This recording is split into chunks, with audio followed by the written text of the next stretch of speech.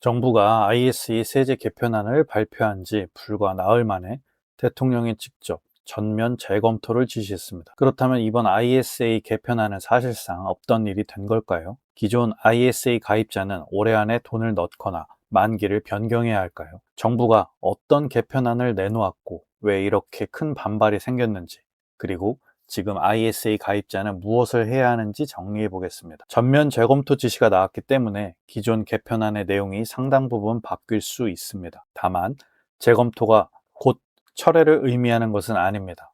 어떤 내용이 유지되고 어떤 내용이 빠질지는 아직 정해지지 않았습니다. 발표 나흘 만에 왜 전면 재검토까지 갔을까? 정부가 8월 3일 발표한 ISA 개편안의 핵심은 크게 세 가지였습니다. 첫째, 사용하지 않은 ISA 납입 한도를 다음 해로 넘길 수 없게 하는 것입니다. 둘째, 사실상 제한 없이 설정할 수 있었던 ISA 계약 기간을 최대 5년으로 제한하는 것입니다. 만기를 제한하는 거죠. 셋째, 국내 투자 전용인 생산적 금융 ISA를 새로 만드는 것입니다. 생산적 금융 ISA만 보면 혜택이 상당히 커 보입니다. 연간 2천만 원, 총 2억 원까지 납입할 수 있고 계좌에서 발생하는 이자와 배당 소득은 전액 비과세됩니다. 건보료도 해당 없다는 뜻이죠. 그런데 새로운 계좌의 혜택을 늘리는 동시에 기존 ISA의 유연성을 줄이면서 문제가 생겼습니다. 특히 반발이 컸던 부분은 두 가지였습니다. 사용하지 않은 납입 한도를 다음 해로 넘길 수 없게 한 것과 사실상 제한 없이 설정할 수 있었던 ISA의 계약 기간을 최대 5년으로 제한한 것입니다. 먼저 납입 한도 2월 폐지부터 살펴보겠습니다. 현재 ISA는 1년에 2천만 원까지 납입할 수 있고 사용하지 않은 한도는 납입하지 않은 한도는 다음 해로 넘어갑니다. 예를 들어 ISA 가입한 뒤 3년 동안 한 번도 납입하지 않았다면 4년 차에는 누적된 8천만 원을 한 번에 납입할 수 있습니다. 소득이 일정하지 않은 자영업자나 성과급을 받는 근로자처럼 특정 시점에 목돈을 마련할 수 있는 사람에게는 상당히 유용한 기능입니다.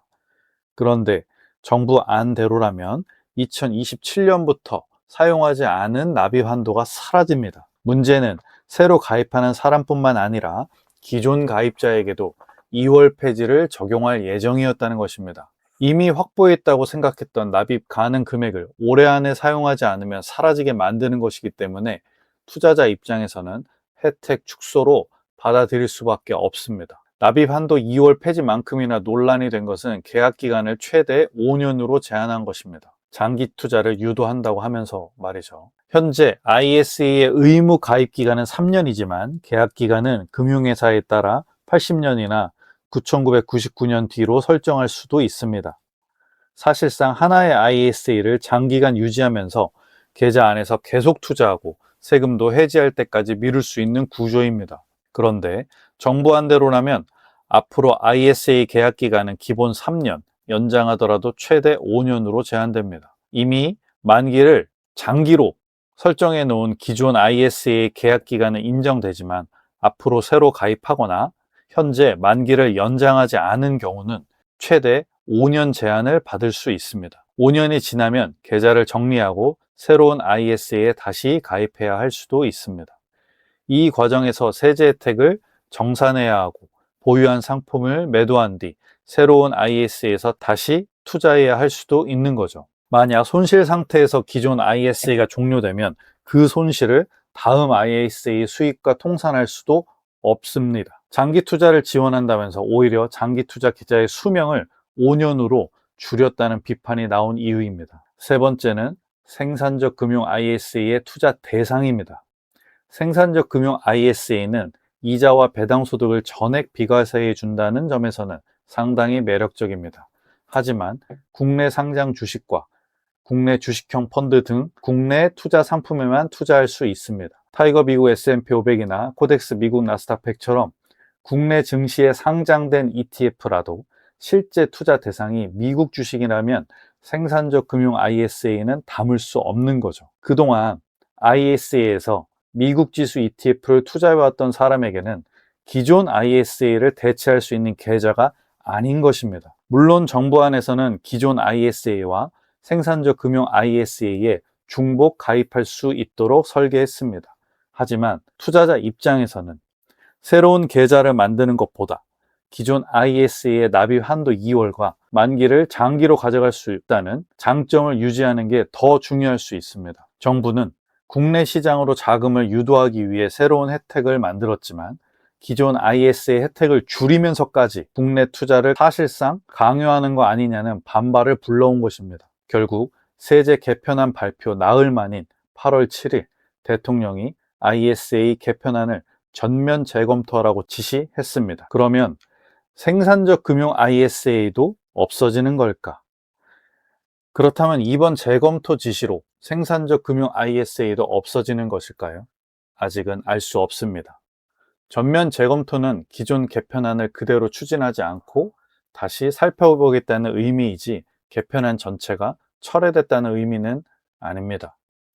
제 생각에는 생산적 금융 ISA 자체를 없애기보다는 반발이 컸던 기존 ISA 납입한도 2월 폐지와 계약기간 5년 제한을 수정할 가능성을 지켜봐야 할 것 같습니다. 새로운 생산적 금융 ISA를 만들면서 굳이 기존 ISA의 장점까지 줄일 필요는 없기 때문입니다. 생산적 금융 ISA는 국내 배당주나 국내 고배당 ETF에 투자하려는 사람에게는 분명히 의미가 있습니다. 국내 주식의 매매 차익은 어차피 일반 계좌에서도 투자해서 수익이 나면 비과세입니다. 생산적 금융 ISA의 실질적인 혜택은 주로 배당 소득에서 발생합니다. 예를 들어 2억 원을 배당률 5%로 운용하면 연간 배당금은 1천만 원입니다. 일반 계좌에서는 배당 소득세 15.4%, 약 154만 원을 내야 하지만 생산적 금융 ISA는 이 세금을 내지 않습니다. 금융소득이 많은 사람에게는 더 큰 의미가 있겠죠.